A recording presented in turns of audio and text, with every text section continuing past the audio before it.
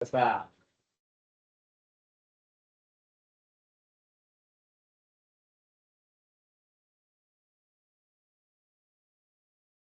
Now, class is going, and let me be very clear about something. If I see a phone when I start class, I'm going to take that phone, and you know what phone? You know what I do with phones? I got to take it to the office, but I never have time to take it to the office until after 7:30.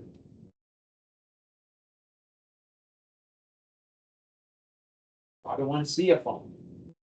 And I saw this. I see it from the other day. Not again. Let's see it. Put them away. All right.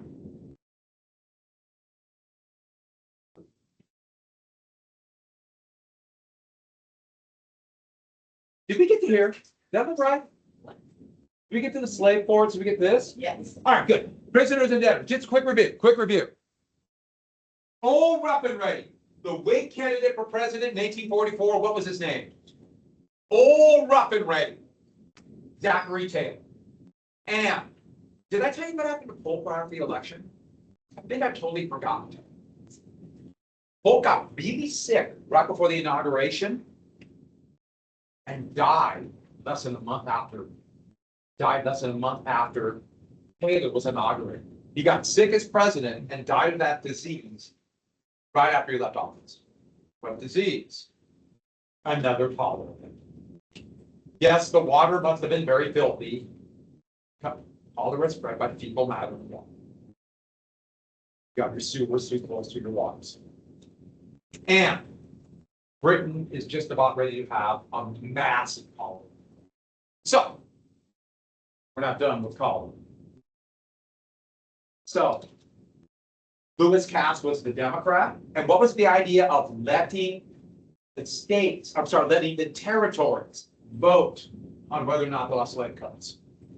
What was that called? You remember that term? Okay, we don't know. Look it up. Let's go. You have notes. Find it. This is your job. Let's go. Find it. You want to find it? Popular sovereignty. Popular sovereignty. Now, I give you a lot of information. I gave you a review list. Responsibility to know this. You gotta go through this stuff. You think you can do it 5 minutes before the test? Then you'll get the grade you get. You gotta go through this. You gotta go through and review. That is your job. That's what students do. Hey, that's how you know stuff. That's how you do critical thinking. Just try and remind you, we do have a test next week on Tuesday. It's going to be all multiple choice. So you gotta know such a thing. Some will be pretty easy, some will be more difficult. All right, back to this. Popular sovereignty, which really was a scam to get slavery in. What was the party? Martin Van Buren would be their nominee. It said no slavery in the territories. Free soil. And what did they call this land? California and New Mexico. They got this in the Treaty of Guadalupe Hidalgo. What was this called? Mexican cession. And how much did the U.S. pay for this? So it's not a war of conquest. Yeah, 15 billion plus additional 3.3, so 18.3 million total. And what else? Oh, who brought chewing gum to the United States? Yeah. We get to this debtors and the government. What was the Crip Holder called? Middle passage. What was the event that led to slavery by color of skin and therefore racism? It was rebellion. So let's get right to it. So one thing I can't emphasize enough about slavery, I'll say it one more time. The whole system operated under the fear of coercion. Literally the potential of being tortured to death. That's how the whole system of slavery functions. Including slavery in the United States and obviously this part of it. So, did I mention that debtors are kind of like indentured servants in the last part we got? So they would be taken to these big slave forts. And sometimes the slave forts would be owned by, for example, it has British slave forts, Dutch. There's even Danish slave forts. Sometimes they'd be owned by the actual kingdoms. There'd be African kingdoms with either have debtors or prisoners. They take them to these forts and purposely mix people up with different groups so they can't communicate. Language differences to make sure they can't unify. And these could be people that thought they were indentured servants and people captured in war, just stuck all together. And then they would be sold to ships anchored off the shore. So these would be British ships, Dutch ships, soon US ships, owned by merchants in these countries, not owned by the country. And so this is a Dutch fort. And they would be rowed out there. Now, there's a lot of things that makes us human. Makes us human. And one of them is clothes. And a way to dehumanize somebody is strip them. And that's why they would show them naked, even though I told you they'd have like a loincloth on. But that meant they're naked. When they would get on board the slave ship, the actual ship, the first thing they do to dehumanize and break their spirit is strip them naked. Clothes, it's humiliating, it's dehumanizing, and that is the way to break it, along with beating them the whole time. And they're chained together and can't communicate, don't speak or speak very little the same language. The whole thing's terrifying. And these are people from the interior, should have rarely if they have. So the whole thing's terrifying. And then be immediately taken down and chained down as quickly as possible. As quickly, I mean, boom, that chain down. So this is from an anti-slavery journal, and that's what we call a tight packer. To get as many human beings as possible. Because they know up to a third, maybe even half of the people will die. A horrible death, but they'll die. And so these ships aren't very big, they're still sailing vessels. So they might have one deck, and they pack as many human beings that you can see right here, chained down. And then another sub deck, which would be just around here. This part would be open to pack more human beings. That's a tiger to maximize profits. Hey, this whole thing is hell beyond comprehension. The middle passage would be what everybody, when they talked about the slave trade and wanted to defend slavery, they would say, well, we hate the middle passage, but it's a lot better. That's actual slaves. So pack them down here to maximize profits. Now, most of the slave ships, especially by the 19th century, would be ultra-tight packers. So here they are chaining them down, and then they'd be chained at this city and have a deck right above them. So they estimate 3 deep, 3 inches. That's enough time to sit. Or this would be more common, where they would chain their wrists to their ankles, put them down in the squat position on their knees, so they can't move. It's torture, but you can't really resist because you're in that horrific position in all your just in pain. And pack as many human beings as possible, and then go leave. And once they start sailing away, they would not let them out of that position for at least 3 days. Not moving in that position, and yet they don't get a bathroom. Why 3 days? They should be out of sight of land. Because that would be terrible. Sea land, that's what you're taking out, you're out. And they're seasick. It's misery beyond comprehension. Just in filth. 3 days they bring them up. And one of the first things they would do is much like the rest of the trip, they'd pick somebody, usually a young man, and torture him. Why? Don't rebel. There were rebellions on these ships. They have the shock value, and then they do that. The shock value. And this is from an anti-slavery journal, so it shows the cackling slave. Once again, that's naked. And here's another picture being brought on board, same deal, naked. And they would bring them on board the deck in groups, and they would make them move around, get the blood flowing. Because if they stuck like that many more days like that, they would get so ill they couldn't, if they want to make money. Feed them, etc. They usually had cannons, small cannon on them filled with grape shot or something. So in case of rebel, just fire it into them. Any kind of chance of rebellion. And see a couple people within a rice gruel feeding them. Remember the fornication laws? And I told you what was going on with slavery. See that? The crew would do whatever they wanted to the female slaves. That was just what happened. Once again, horrific beyond comprehension. And the whole thing is just keep the shock value going and then throw them back down.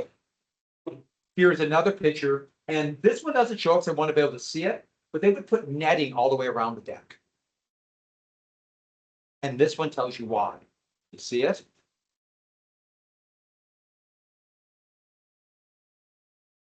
No idea why this is happening, the hopelessness of it, out in the middle of nowhere, being tortured beyond comprehension. There's no end. So, to keep them from committing suicide. And here you can see the beaten. Once again, they're naked. That's force feeding. Some of the people refuse to eat because they're not going to go through this.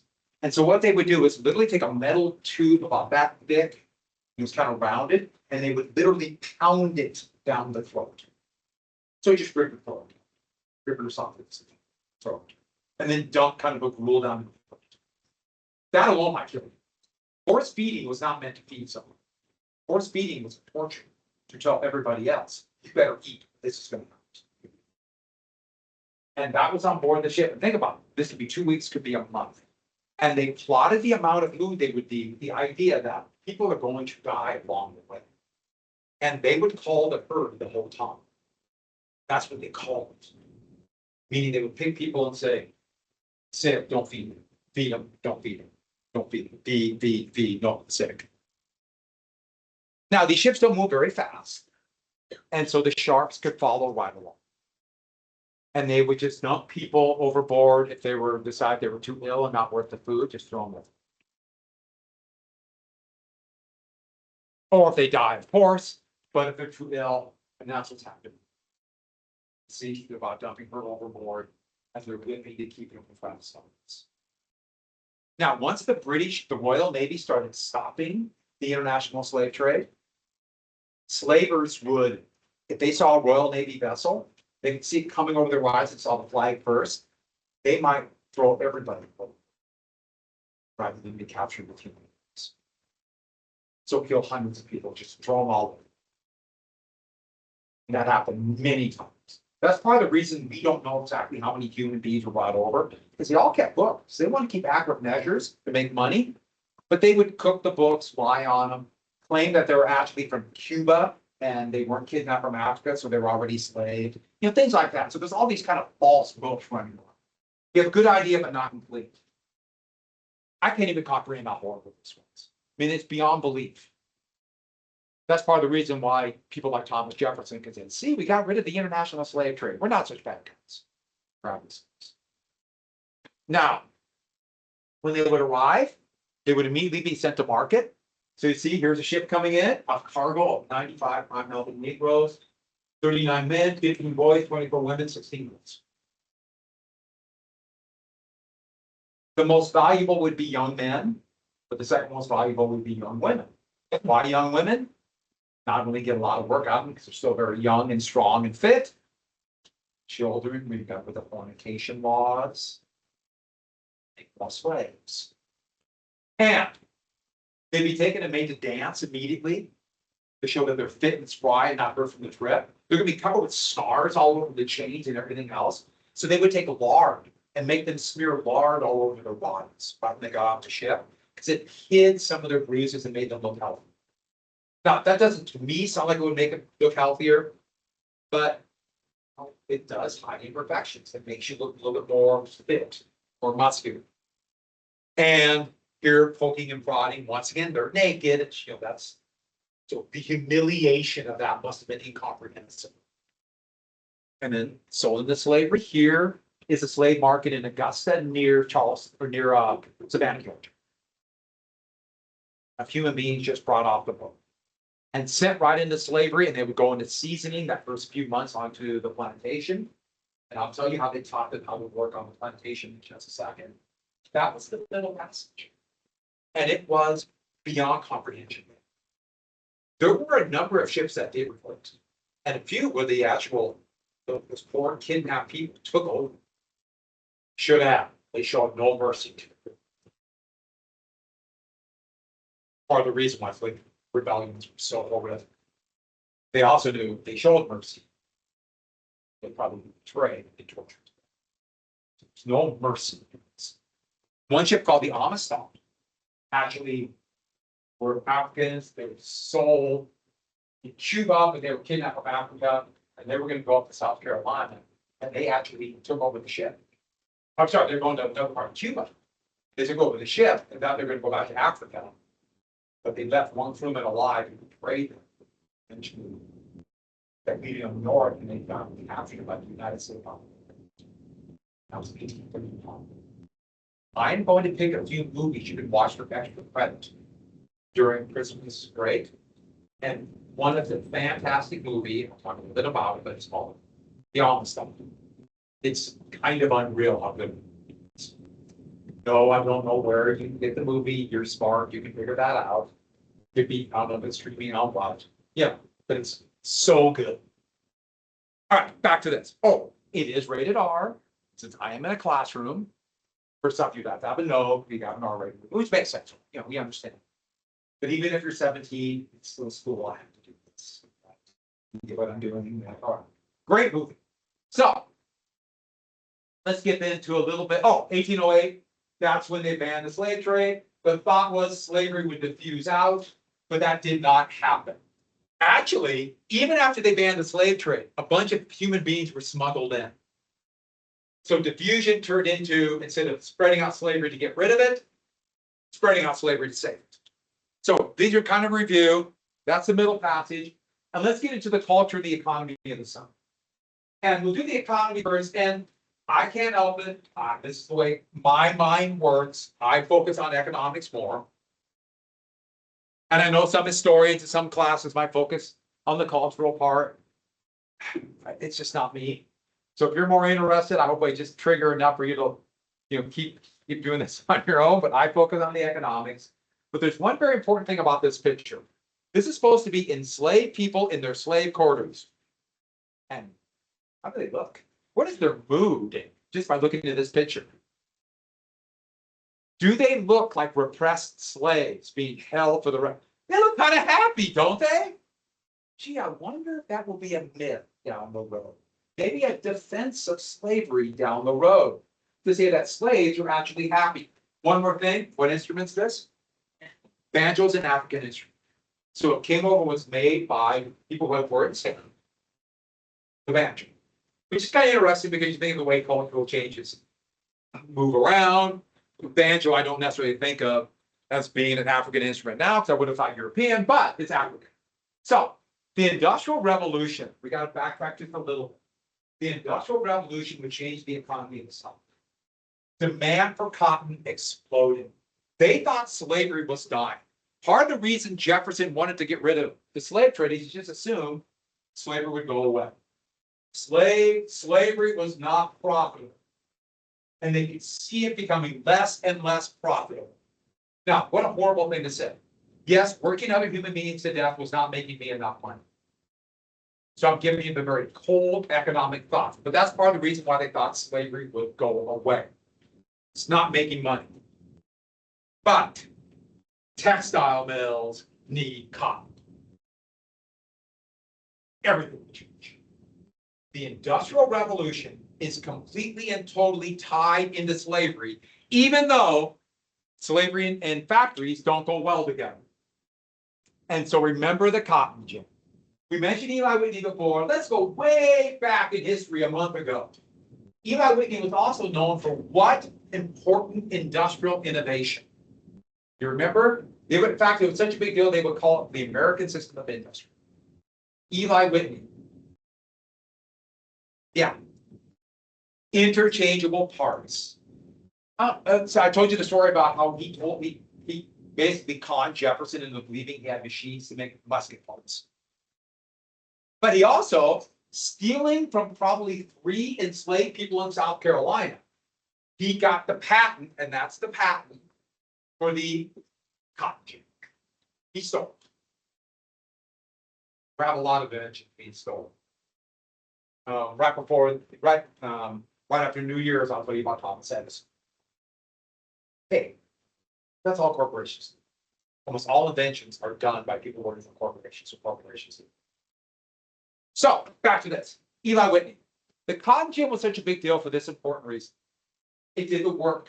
One person could do the work of 10. And by the Civil War, one person could do the work of 20. That means now slavery, it can meet the demand. So let's go. This picture you can't really see. There's a big wheel you turn with brushes on, or with big books on them, and then another wheel with brushes. So let me go to the next picture, and that's what meet the demand. It would meet demand, and demand for slavery would skyrocket. Because think what happens. Now, if slavery wasn't profitable, if you get 10 times more work out of one slave, it's profitable. Now you're making money. So let me show you how it works. This had big bristles on them, big hooks and bristles. Short fiber cotton had a little seed about that big. And you literally had to, by hand, pry it open and pull the cotton fluff out. Now, this is where the seed is. And the seed is going to break open on its own, but if you wait too long, the cotton will begin to basically disintegrate. So you got to do it at the right time. That means you have to break it open. Think how long that's going to take. These are hard seeds. Break, cotton fluff, break, all that work. Instead, you dump the seeds into here. Pretty soon they're going to be massive. And turn this wheel, turn it, these prongs that stick out will literally begin to rip those shells apart. And using gravity, the shells will fall down. And then it will go to the next stage, which will turn these brushes. And these brushes will take off the rest of the seed, and what you have coming out the end, cotton fluff. And once you have a small cotton gin like this, you start scaling bigger and bigger. They still use them today. So anybody wear cotton cloth? This is cotton. This is cotton. That came from it. They went through it. Now they're big, massive things run by electricity. Then by hand or water pump. And look what the cotton gin did. Now, let me backtrack. Without the Industrial Revolution, this wouldn't have meant much because they need people to buy their cotton. So they just go, that big cotton, you have big mounds of cotton. Now what? You need demand. This is an important thing. No one's just going to produce something if there's not a market for it. No one's going to increase supply unless there's demand. Did you hear what I said? That is an economic reality. People aren't just going to take whatever money they have and say, hey, let's just start building stuff. No one is going to start a business unless there's somebody there to buy it. Everyone catch what I said? And if that sounds obvious, well, it should, but that is a very important economic reality. If there's nobody buying goods, no one's producing it. If no one's buying it, no one's going to produce it. If no one's going to produce it, you don't need workers. Did you catch what I just said? Like slavery wasn't profitable, or for that matter, workers for a wage aren't profitable, unless people buy stuff. Now, once again, let's backtrack another term I gave you before, a term you should know. This meant that one worker can produce 10 times more goods. That means you get more production out of one worker. What is the term for the amount that one person produces? I'm giving you a big hint. You remember that term? Does anybody? Really important term. Yeah. Well, capitalism is getting the machines and then hoping you get more of this work out of individual workers. So one person doing by hand, really expensive. If you get the machine to work 10, you get more per worker. What's that? Efficiency. You can increase this with efficiency. It's a word I've given you, and you should know. Yeah. Output, but output you want to increase it per worker, so there's a name for that. You're really close. Yeah. So close. I mean, so close. Add a couple more letters. Productivity. You're so close. You're right. And output is right there. You're all right there. But productivity is, you get more productivity per worker, that means your profits go up and your costs stay the same. You get more productivity for human enslaved person, that means more profit. More profit for the person owning them. That's productivity. You do not know that word, write it down again. That should not be a word I need to explain to you again. Hey, this is basic economic knowledge. These are things you should know. And trust me, this is another one of these things. If you don't know, somebody will take advantage of you. I think you know the truth. Somebody like me. But I won't. Trust me. I'll tell you that. So, more productivity. And look what happens. They can produce more cotton, but there's someone to buy. First in Britain, but also more and more in the north. So, relatively low number of slaves represented right here. That's 200,000 slaves, so a little bit over 600,000 slaves. Not very much cotton. 1820, a little bit more, but look at the massive increase by 1860. That's real money. That's going to drive the economy. And if the demand for slaves skyrockets, what happens to the price for a human being? Skyrockets. Now, plantation owners have wealth, but what don't they have? All farmers don't. When do farmers make money? How many times a year? Usually once. Sometimes they're lucky twice, but one time a year. So that means they get money one time a year. That means for the rest of the year, they got to find a way to pay for all their operations for that one time of the year. So they might have wealth. They might have land. They might have all kinds of wealth. But what don't they have? Actual money to spend. Has anyone ever heard the term liquidity? Have you heard that term? Liquidity means money ready to spend. I mean, literally, you have money I can spend. They don't have liquidity. If demand for slaves are going up, they don't have liquidity.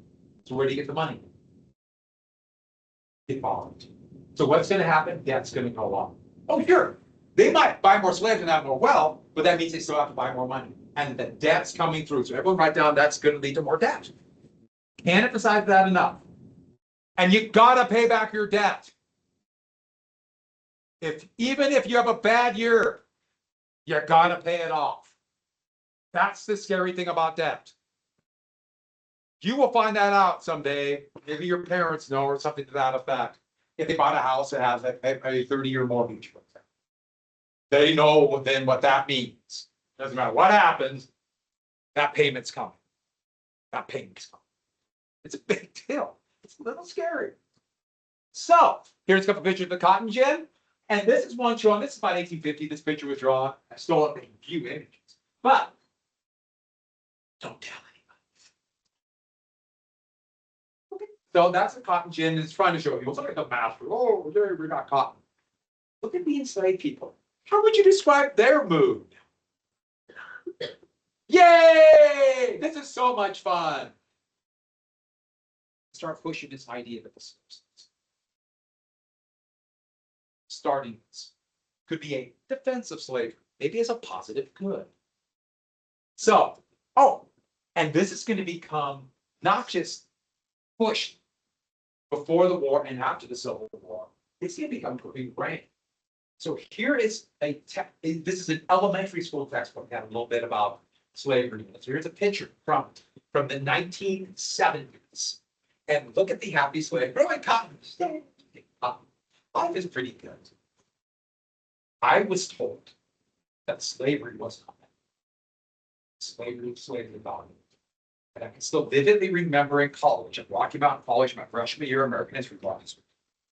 And so colleges, especially private colleges, will get traveling professors to come through teach for a year. I have a traveling history professor, still remember him, Dr. Rasmussen. I hated Dr. Rasmussen. This wasn't the reason, but it contributed to it. And Dr. Rasmussen told us that, of course, they treated the slaves. They were too valuable. They were too valuable. Slaves were treated well. In fact, in many ways, better than workers. And that was a myth that Northerners said to start this.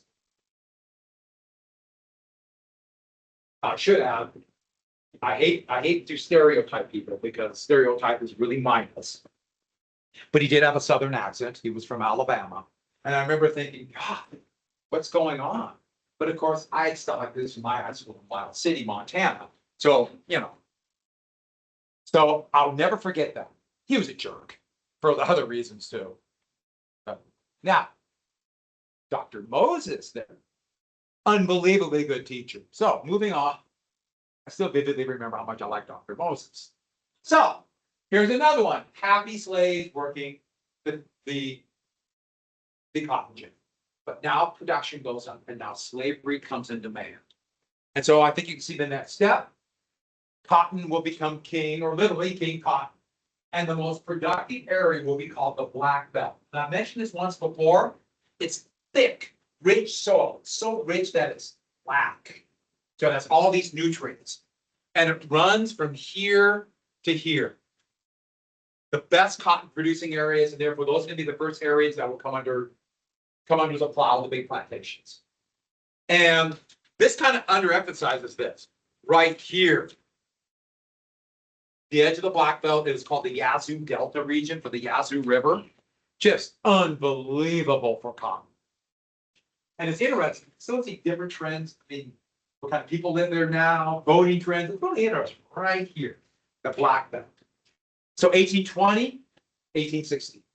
Now, this is cotton production.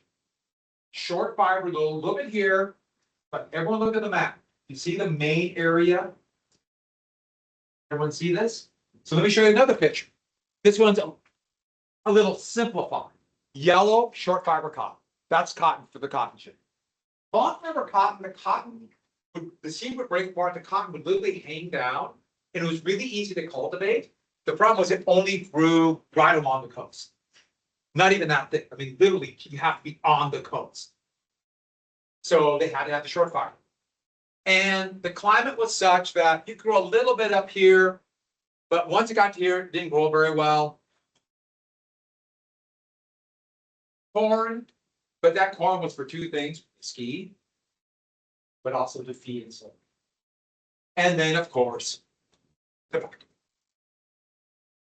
Tobacco. Okay, look at the map again. Everybody look at the yellow. The next map I'm going to show you will be the percentage of the population is enslaved. It's going to be in blue will be enslaved. Do you remember that? Now just compare it to that.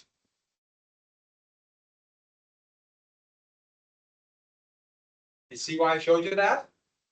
Look at the percentage of enslaved people in each of those states.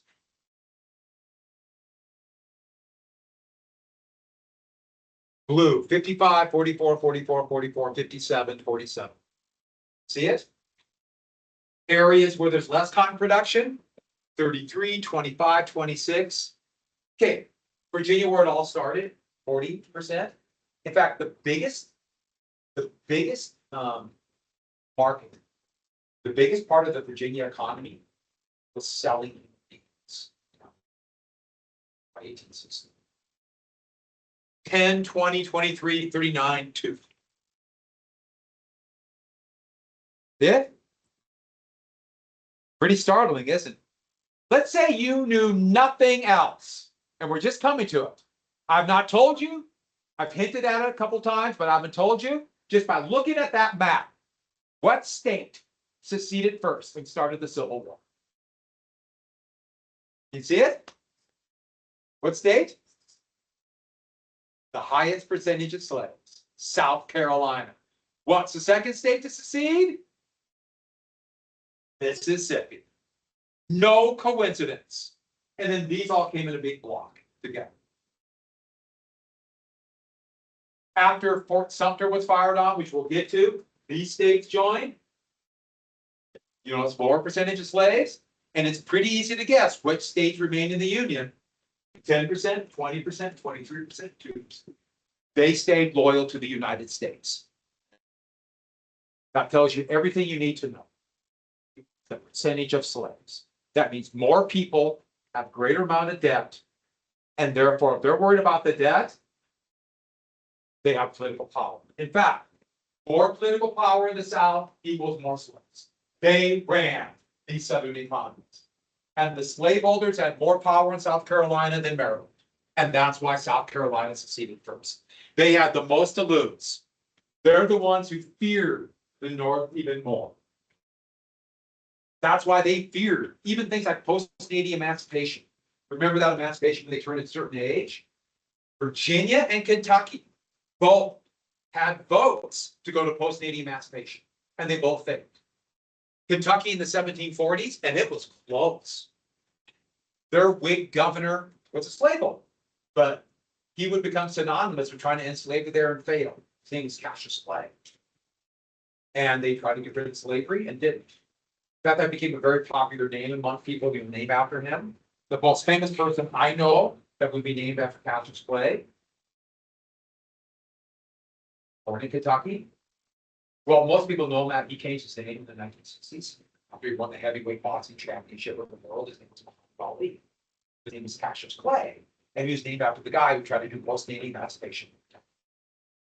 So most of you probably heard of Muhammad Ali, arguably one of the top 2 or 3 athletes in American history, 3 or 4 for sure. Yeah, named after them. So kind of interesting how little facts kind of come together. So, and then don't forget, what's the greatest fear of slaveholders? And where is the greatest percentage, or where's the greatest, what state has the greatest chance of slave rebellion? Does it all kind of make sense now? The higher the percentage. So this literally is a slave. It's ran by slaveholders. The whole system operates for these big slave labor camps, plantations. It's all designed to keep those slaves there. Militias, slave hunters, bounties, and laws to keep slavery and make sure nobody says anything abolitionist. Yeah. Free. So, free people of African descent, freed slaves, but not all Africans, freed slaves. Because remember, a lot of slaves were still descendants of American Indians, were still pigs. And then virtually everybody who has a descendant who is enslaved has European ancestry too. Fornication laws. So, by 1860, over 57%, so almost 60% of all exports, I didn't finish, cotton. Almost all of it's going to Britain. And so look, 7% in 1860, cotton mill or textile mills explode, 1860. That's why the South thought they would win the war. They thought they would win the Civil War because here. But it's more than that. But that's the first big reason. They thought Britain could never let the textile mills go. Textile mills shut down so they can't get cotton. Yes.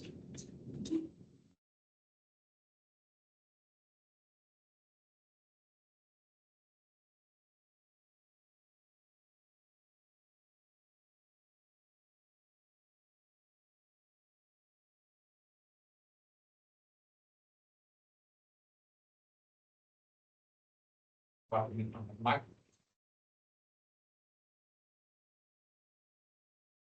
if it's just something like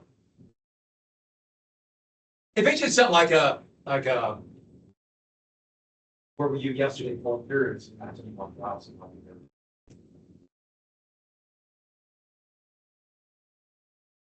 Okay, moving on. All exports, yeah, there are manufactured goods. But look at the gap. That's cotton. That's manufactured goods. What a huge source of income. But what was happening with cotton? Let's take a look at this. Once they needed this, once the textile mills needed cotton, production will go up. Right? We got that concept, right? They're going to put more land under the plow. More land under the plow. More cotton in production. They're going to squeeze more work out of the enslaved people. I'll show you how they do it. They try to get more and more possible. Here's a generic graph showing production going up. And it's supposed to be 1860 all the way up the years 1860, 1820, etc. But statisticians do this. It's actually a lot messier. The graph kind of go, the numbers actually kind of do like this. This is actually a little more accurate. Then they just give it a trend line. So that's the trend line that statisticians use. It's usually messy. But gradually, think about what's going to happen over time. The textile mills want cotton. But you know, how much textiles do they need? Demand will keep going up and eventually it'll quit going up. But supply of cotton goes up. So if supply of cotton goes up, what's happening to the cost? What's happening to the price? If the price begins to go down, even if all the mills are buying it, the price begins to go down and they can't make as much money. Oh, sure, they're selling more and the actual dollar value is going up, but the individual price per bushel is dropping. Now, think about if you're a cotton producer. You made all this investment. You bought land, bought human beings, borrowed money, and money's pouring in, but you still have debts to pay. And the price begins to gradually go down. How do you feel? Even if you're still doing good today, the price has been going down. It's a trend. How do you feel? One more thing. Look at the last. Look at the burn. This is about the same amount in the Ottoman Empire, and Egypt, and India. But they just started world labor. Short fiber and cotton. So what's happening to the worldwide supply? Up, and what's happening to the worldwide price even more? Going down. So you're feeling very, very, very, did I say very enough? I think one more very. Very insecure. They're making money, but massive amounts of insecurity. What might happen if, think about if you're really insecure. Think about if you're worried about tomorrow. You're worried something might happen.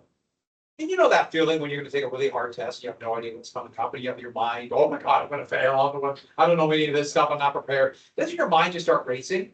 Just imagine an entire section of the country thinking, oh my God, what happens if tomorrow something happens? What happens if we saw those elected president? They begin to curtail slavery.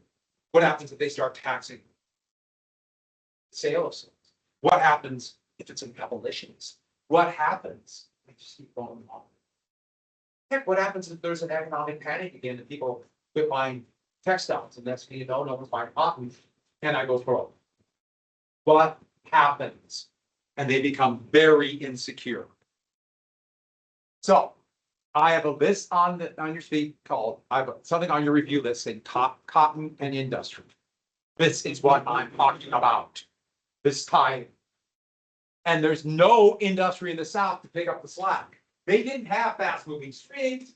And therefore, by the time they started making money, almost all the money that would have went to capital. Remember, capital was the machines. It got poured into slaves, got poured into land. Heck, they might have even invested in factories in the North, but they don't have factories in the South. So that's one of the few. That's an iron works, the Tredegar Iron Works in Richmond, Virginia. There's almost no industry. And if there's no industry, do people in the South want a tariff or don't want a tariff? Tariffs raise taxes and therefore prices of imported manufactured goods. Does the South want a tariff? No, because they don't have industry to protect. So they're anti-tariff. And that means they're anti-tax.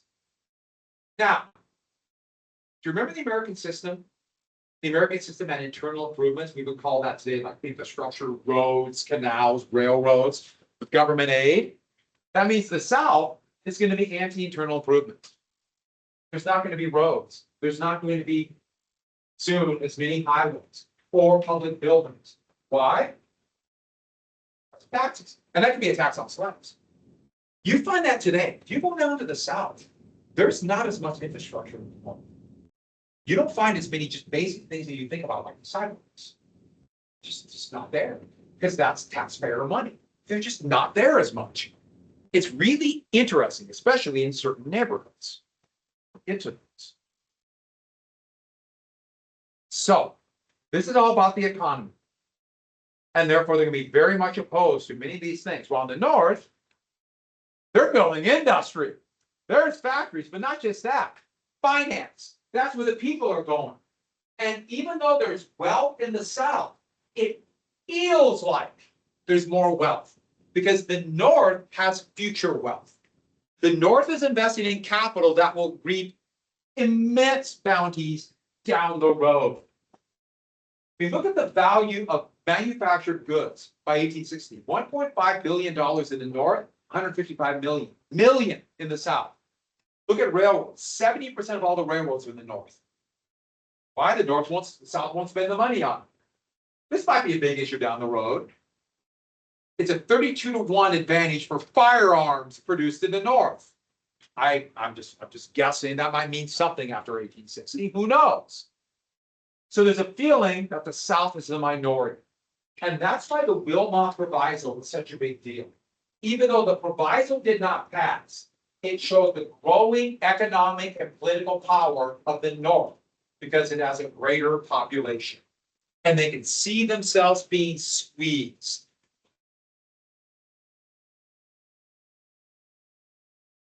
The same kind of stuff that happens with debt today is happening.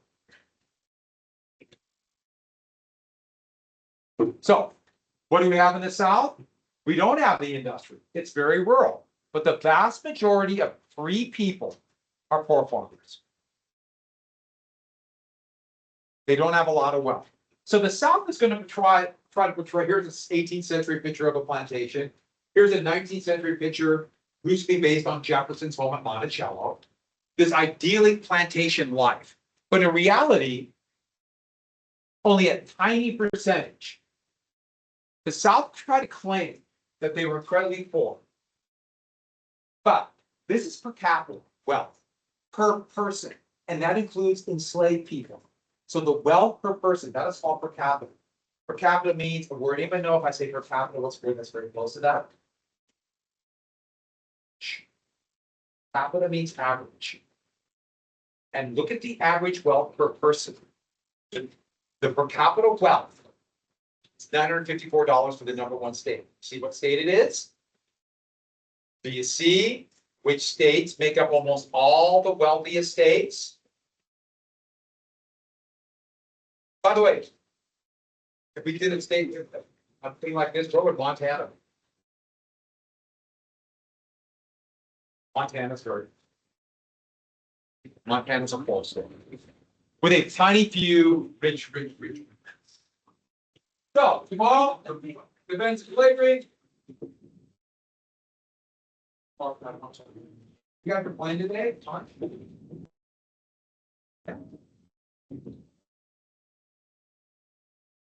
I figured that's what it had to be.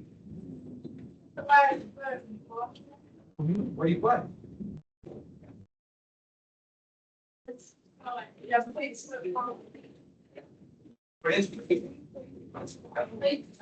Huh? How do you have this? I just know it's a lot of stuff, but. Oh, okay, cool. I don't have. I like your colors. Well, thank you. Bahar told me she knows I like reading. They're playing, they're singing. I love them. Walking, Yeah. quick, fast. Oh, I have gifts. I have gifts for everybody. I come bearing gifts. Gifts. Grab one of these. I was going to give the review list tomorrow, but I decided to just do it today, so I'm printed it.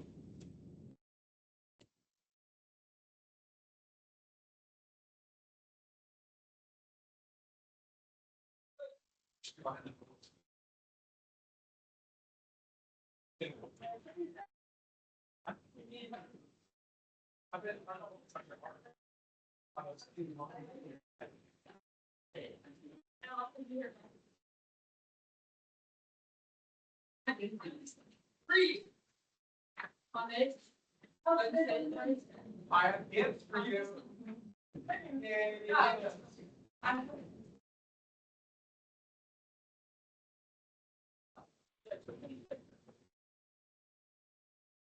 Were you sick? Not feeling good yesterday? I had a point maybe. Oh, okay. You were gone yesterday too, right? Grab those. Where were you?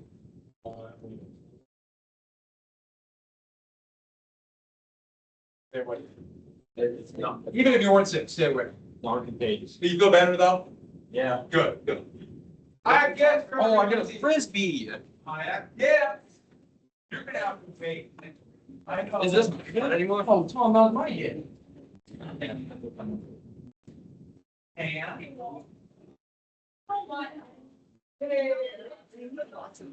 Okay, so where are you going? Take this. No, she wasn't. I said that. Okay, so we should. So, you have anything from that? Southern poverty is just a myth. What is it? There's no stick left. My fridge. Elena, what's on? Don't worry about it. I can't see that.